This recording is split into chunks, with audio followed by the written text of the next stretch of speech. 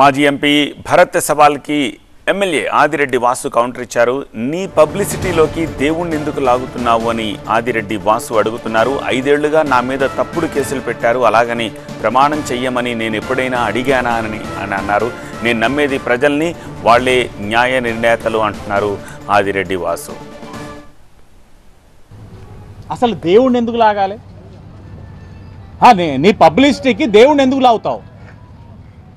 5 సంవత్సరాలు నా మీద కేసులు కట్టారే, అన్యాయంగా అరెస్టులు చేశారే, మీరు ప్రెస్ మీట్లు పెట్టి నేను అవినీతి పరుణ్ణని, నా వెనకాల వీళ్ళున్నారు వాళ్ళున్నారని అనేక సందర్భాల్లో చెప్పేవే. ఇవి ఏవి కూడా సత్యం కాదు, అసత్యాలు అవన్నీ. అలాగని నేను 5 సంవత్సరాలు ఎప్పుడైనా దేవుడి దగ్గరికి రా, ఒట్టే, కొబ్బరికాయ కొట్టు, గుడి చుట్టూ తిరుగు అని నేను అన్నానా? నా సిద్ధాంతం ఒకటే, ప్రజలే దేవుళ్ళు, సమాజమే దేవాలయం. నాకు న్యాయ నిర్ణేతలు ప్రజలు, వాళ్ళే నాకు దేవుళ్ళు.